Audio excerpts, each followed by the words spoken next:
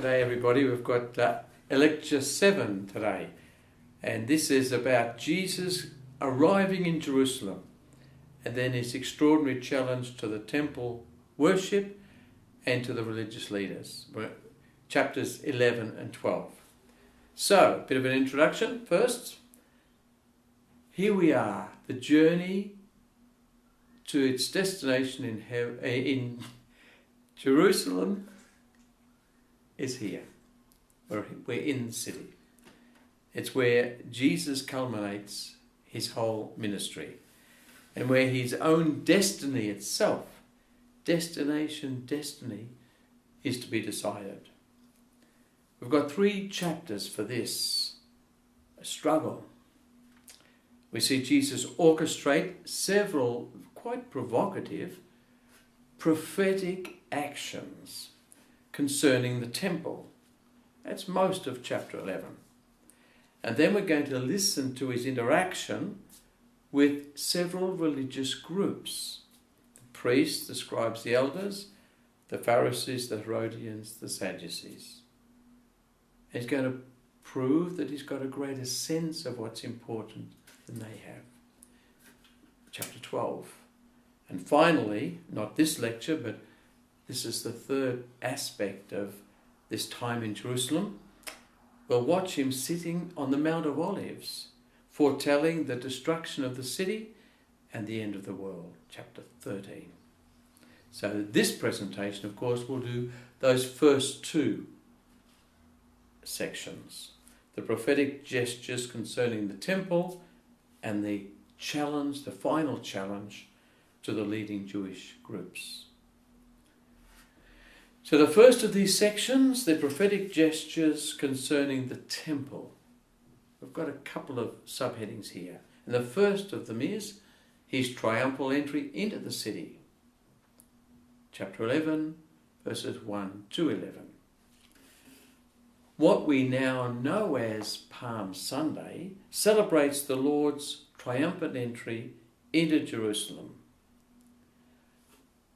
In St. Mark's Gospel, this is the first and the only time that Jesus visits the Holy City. And we see it as the climax of Jesus' whole public life.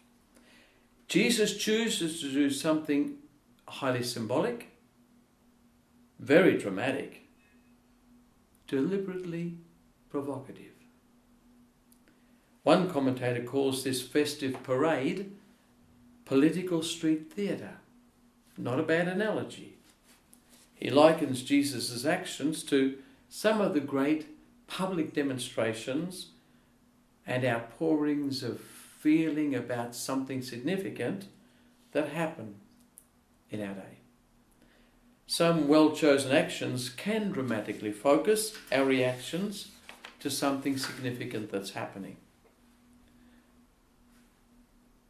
Mark compresses the Lord's ministry in Jerusalem before his arrest to one long Holy Week. Jesus would have used the city of Bethany, 3 kilometres east of the city, as his base, his safe haven, if you like, to which he retreated after the struggles of each day. Pilgrims still visit Bethany, a beautiful place, known today as Azariah, from the word Lazarus, because it was known as the burial site for Lazarus and the home of Martha, Mary, and Lazarus. Jesus loved their company, as we know. Bethphage was just a tiny village, so it would seem, on the slopes of the Mount of Olives, between Bethany and the city. The Mount of Olives itself has a brilliant outlook over the city, over its temples and palaces. And in Jewish history, according to the prophet Zechariah, that's the place where God will appear in the final apocalyptic struggle between Israel and Israel's enemies. So what's Jesus trying to say by this prophetic parade into the city. If you remember back to our previous scene in Jericho, Bartimaeus calls Jesus Son of David. And there are clearly the trappings of royalty then. King David seen in the entry. Cloaks are thrown onto the donkey's back, and they sort of act as a little throne for Jesus as he rides along. People festoon the pathway with garments and with greenery, and everybody's singing and praising God. In St. John's Gospel of Palm Sunday, we read that the greenery was taken from palm trees. But Donahue and Harrington, in their great commentary, suggest that palm branches were better suited to some other festivals, such as the Festival of Tabernacles or Hanukkah, than to the Feast of Passover. Simon Maccabeus, in the 2nd century BC, after defeating the Greeks, enters Jerusalem, enters the city, it says, with praise and palm branches, with hymns and songs, from the book of Maccabees. The great Jewish historian Josephus, writing at the time of Jerusalem's destruction in 70 AD, in speaking of 3 messianic figures who preceded Jesus, Judas, the Galilean, Simon and Athronges, says this: anyone might make himself king as the head of a band of rebels. So there's a strong sense that Jesus is entering the city as a sort of royal Messiah. And even in the Psalm 118, we see some possible messianic overtones. Blessed is he who comes in the name of the Lord. Blessed is the Messiah, perhaps. That verse, incidentally, was originally a verse of welcome to all pilgrimage who came into the city and the temple. But Jesus' entry into the city isn't strictly or exactly triumphalistic, because while he has some royal trappings, he doesn't come as a military conqueror or in worldly power.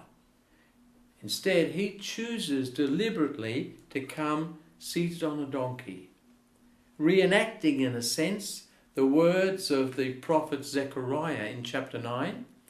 Rejoice greatly, O daughter Zion. Shout aloud, O daughter of Jerusalem. Lo, your king is coming to you, humble, riding on a donkey and on a new colt. As Brendan Byrne writes, all this preparation allows Jesus to make an entry into the city that is royal and messianic, though carefully defined by the fact that he's following a biblical Zechariah script rather than acting like a worldly leader or ruler.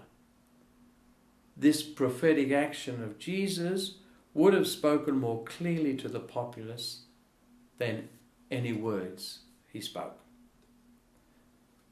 The scene ends with Jesus entering the temple. He looks round at everything, a bit ominous perhaps that, and then leaves, goes back to Bethany.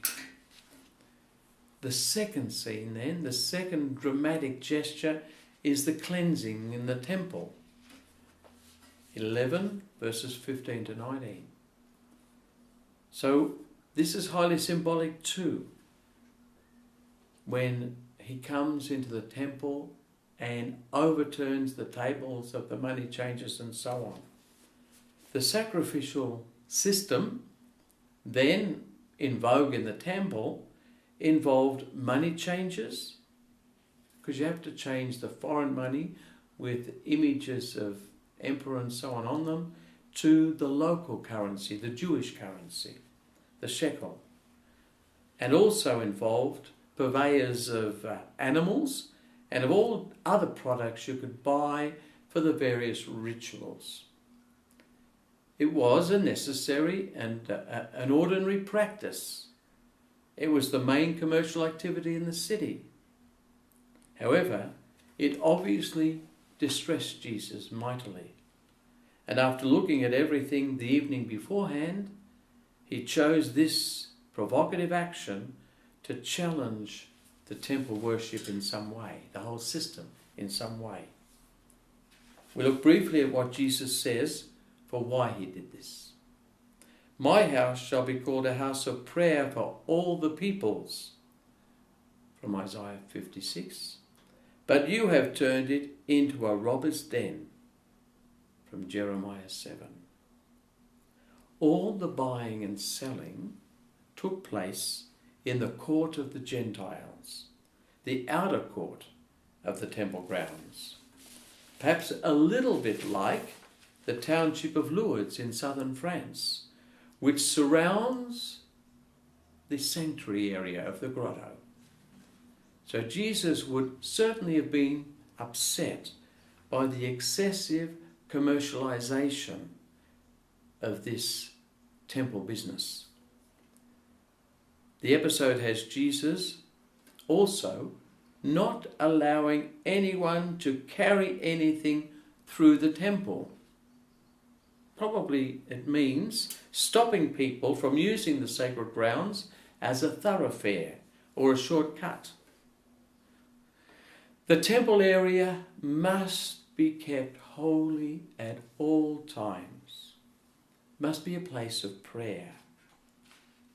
But some people say that Jesus is saying something even more challenging. The phrase, a house of prayer for all the peoples, all the nations, all the Gentile peoples, goes back to the great vision that Isaiah has. From chapter 2. In the days to come, the mountain of the temple of Yahweh shall tower over all the mountains. All the nations will stream to this, and peoples who, without number, will come and say, Come, let's go up to the mountain of the Lord, to the temple of the God of Jacob, that he may teach us his ways and that we may walk in his paths. Not only has this court of the Gentiles become a noisy and a non-sacred and a non-prayerful place, the Gentiles would have been allowed to come in, but it wouldn't have seemed very faith-filled or religious to them. But the point is, the Gentiles couldn't go any further. They couldn't go into the more prayerful courtyards because they're excluded.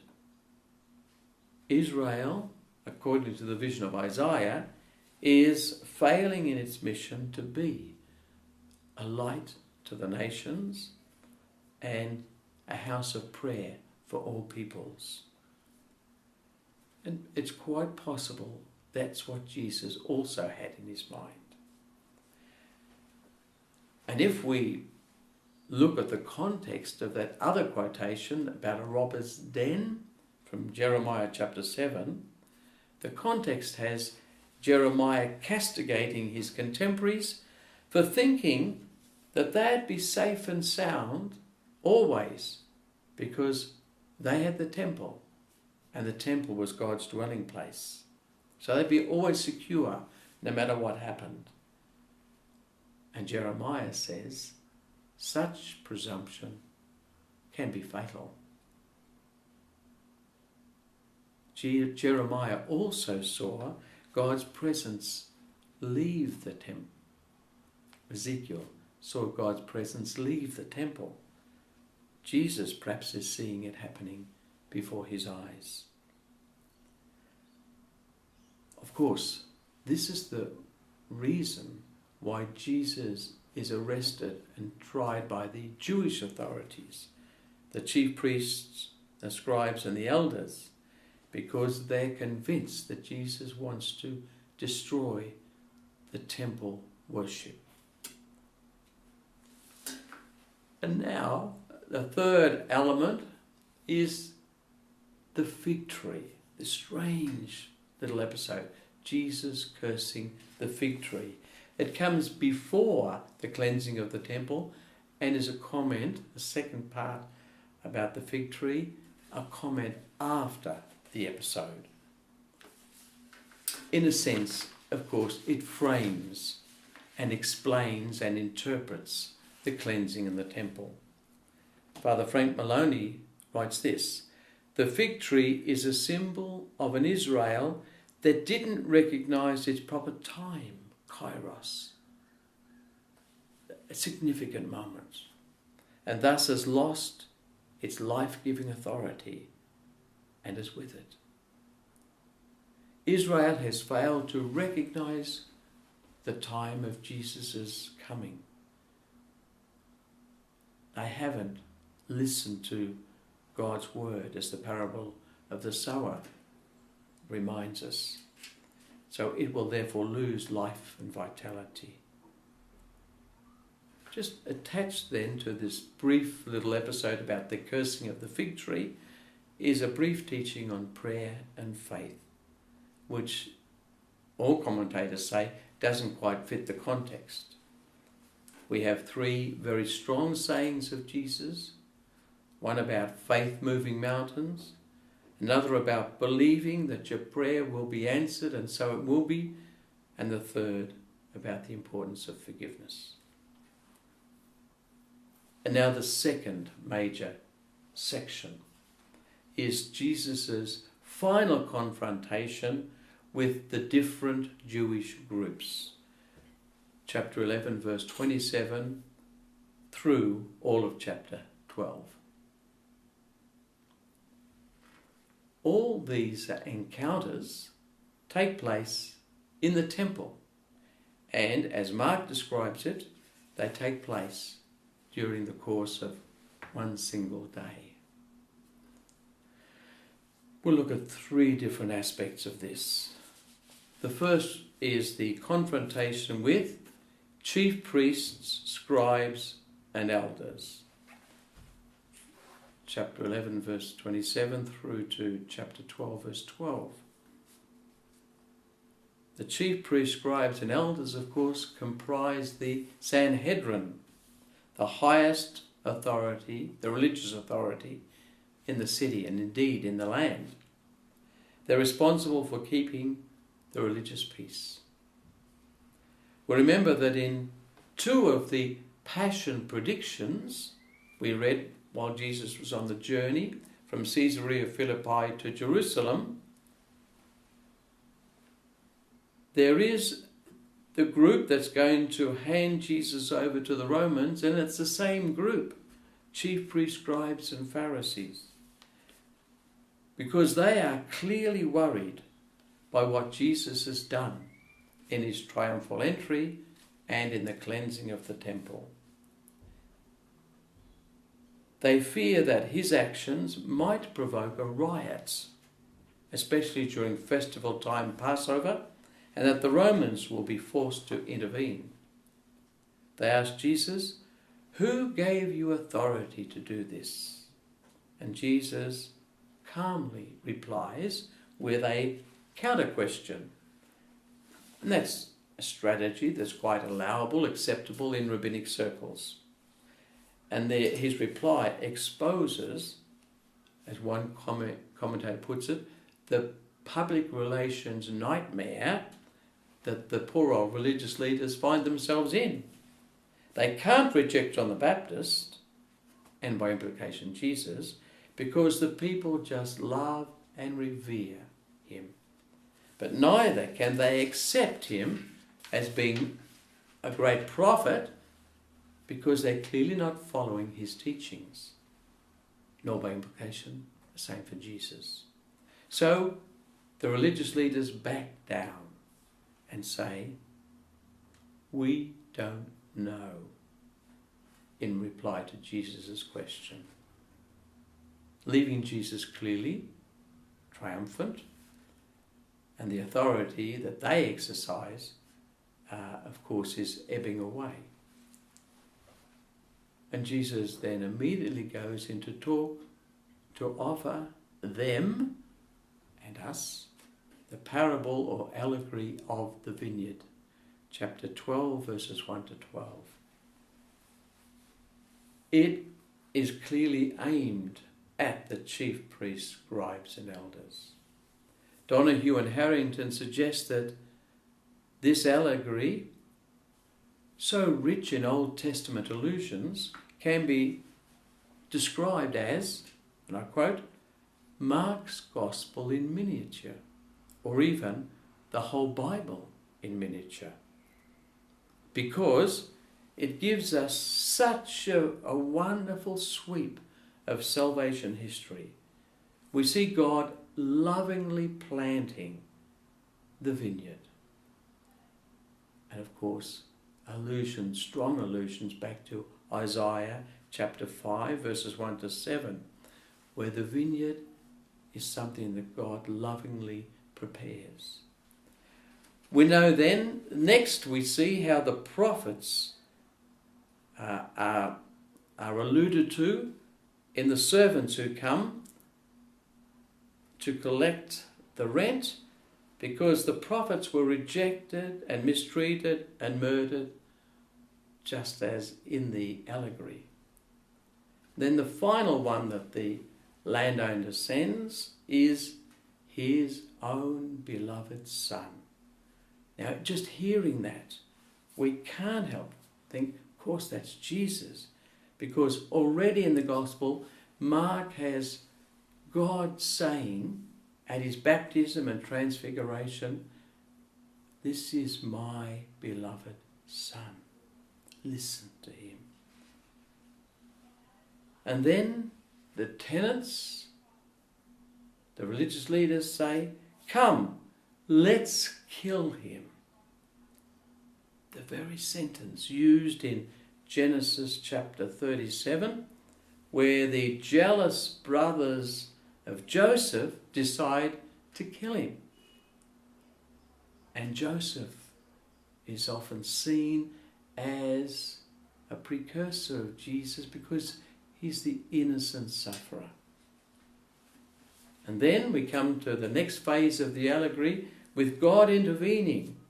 God makes the crucified one the cornerstone, the keystone of something new. "This is the Lord's day," the quote says. "It's wonderful to see. The Lord's done this." And God then makes an end of the tenants and gives the vineyard to others. God's people are entrusted to new leaders. And we can probably see this happening when the Jewish state and temple are destroyed by the Romans in 70 AD, and the early Christian leaders see themselves as successors to the chief priests, scribes and elders. The next main area in this second section is Jesus' confrontations now with Pharisees and Herodians, with Sadducees and scribes. Firstly, the Pharisees and Herodians about the poll tax, chapter 12, verses 13 to 17. Now these two are unlikely allies. They come together, they've done that once before in the Gospel, they come together now to try to trap Jesus with a very seemingly simple question: is it permissible to pay taxes to Caesar or not? Now, the situation is that the general populace hated the poll tax. And way back in 6 AD, Judas the Galilean led a rebellion in reaction to its imposition. The Herodians supported the Roman real, so would have paid it. And the Pharisees, while a bit more religious and idealistic, were not as fanatical as some of the more extreme elements in the nation, and so they would have paid it a bit grudgingly, but it's the price for keeping peace. Jesus then gives this answer that we all know, and we think it's brilliant, and it is, even if it's somewhat ambiguous. Render to Caesar what belongs to Caesar, and to God what belongs to God. The Lord's answer suggests that we must live in this world and follow the rules of society, but never at the expense of neglecting our duties to God. In our Christian history, right up even to our own day, the Lord's answer has often given a lot of clarity to people who find themselves trying to come to terms with their own conscience when they're living in an evil or a corrupt political system. The next group are the Sadducees, and the question they raise is the resurrection of the dead. Chapter 12, verses 18 to 27. Well, they're the arch-conservatives, and they disliked what they saw as the newfangled speculations of the Pharisees, such as this resurrection from the dead, a belief that emerges relatively late in Jewish history. The book of Daniel, written about 165 BC, and the different books of Maccabees, the same time and a bit later, speak of a bodily resurrection. The book of Wisdom, 50 BC, speaks of a certain immortality of the soul. So our spiritual presence, at least, and in the Jewish mentality, our whole personal presence survives our dying. Something the Sadducees couldn't really come to terms with.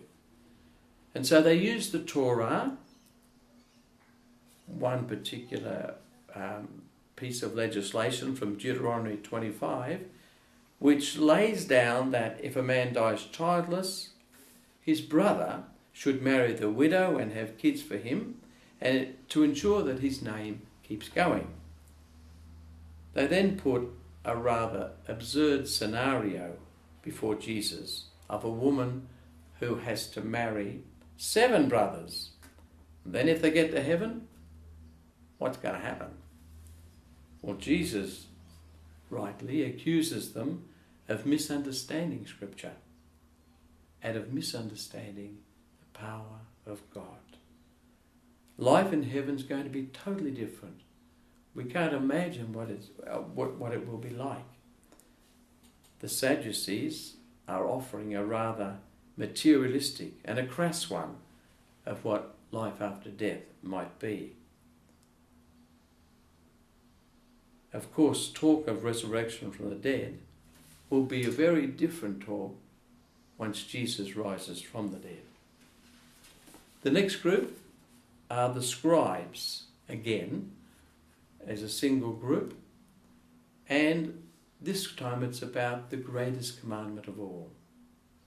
Chapter 12, verses 28 to 34. This is not so much a confrontation, but rather a very friendly and a respectful exchange between a scribe, who is very obviously impressed by this man Jesus, and the Lord himself. It's a one-to-one encounter.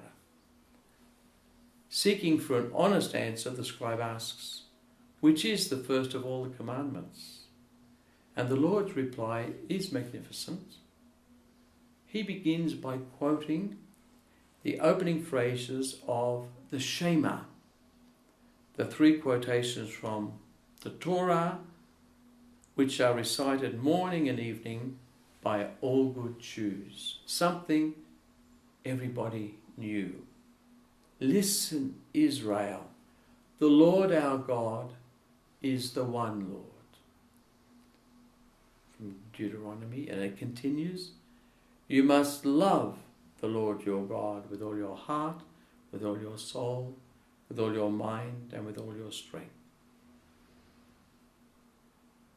we are called to love God wholeheartedly because we understand, responding to God, that he loves us so much. But to this first commandment, Jesus adds a second from Leviticus chapter 19. You shall love your neighbour as yourself. There's a beautiful tying up between these two commandments that Jesus does. And it's this that's the lens, if you like, through which we look at all commandments and we understand what's at the heart of our lives. The scribe affirms the Lord in his great answer. To love God, etc., he quotes it all, is far more important, he says, than any holocaust or sacrifice.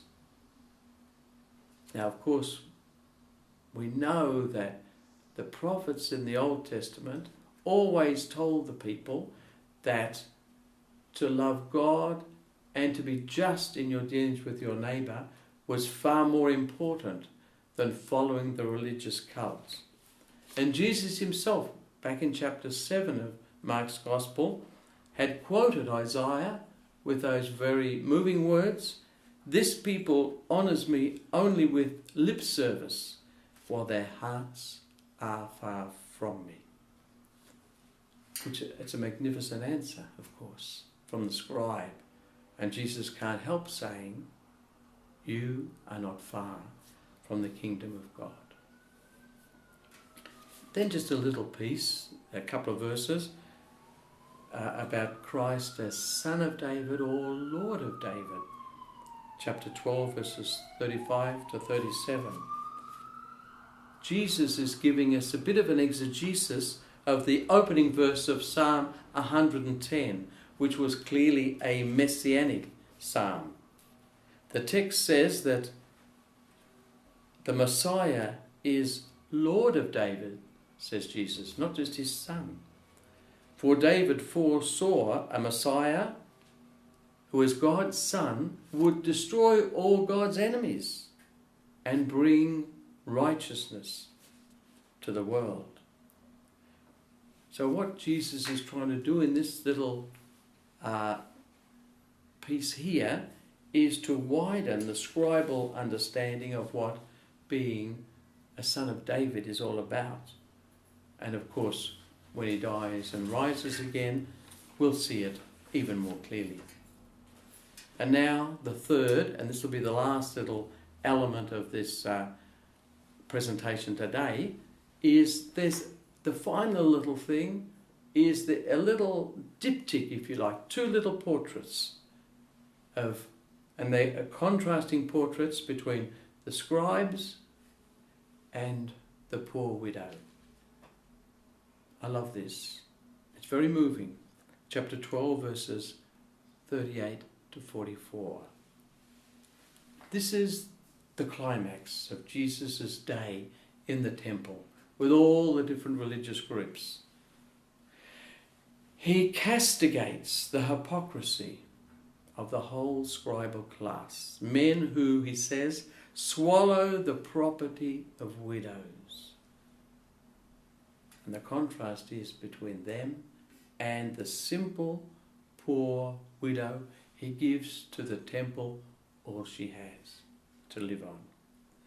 In a society where the law of Moses, a little bit like Sharia law today, regulated all aspects of daily life, the scribes, of course, had a definite power, and they were revered and respected. But as Brendan Burns so aptly says, they dress up their legal expertise in a cloak of piety. In order to win the trust of the most vulnerable, whose meagre resources, once entrusted to them, they then proceed to plunder. It's devastating. And that's what Jesus is saying about the scribal class. The Torah asks Jewish leaders to care especially for widows because they've got no inheritance rights, along with orphans and strangers. But the very interpreters of the Torah, the scribal class, are those who fail to do it, to live it. They get so used to their social standing, with all the perks that are part of it, that they lose the very heart of what they're supposed to be doing. Now, immediately after that, his attack on the scribal class, he sits down with his disciples and they watch the wealthy putting in money into the temple treasury. Or it may be sort of huge money boxes or containers. And he notices a poor widow. And he uses her as an example of true faith. Somebody whose heart is in her life and heart is in her faith. The phrase, all she had to live on, means not just her livelihood, but the word itself could also mean she gave her life. She gives her life. And in so doing, of course, she's exemplifying Jesus' way back in chapter 9 where he says, he who wants to find their life must give it. That sort of wonderful heart of the gospel. Now, it's also possible, though, that Jesus is offering a scathing indictment of the whole temple system as he speaks about this widow. Because this system has encouraged her to give money when she should have been keeping some for herself to live on. You could almost hear Karl Marx here saying, that's what I mean by religion as being misused as an opium of the people. But she still remains, doesn't she, a model for how we should try to live in our love for God and in our concern for others. So, dear friends, we've just, in conclusion, just like to say that we've just finished chapters 11 and 12. We're in the city of Jerusalem now. Jesus has done two provocative things in the way he entered the city and in how he cleansed the temple. And then he's had these extraordinary encounters with all the various different religious groups. And he's climaxed this day with all these groups in the temple by contrasting how the system under the law is being exercised with a person indeed of great faith and great love, the poor widow. Thank you.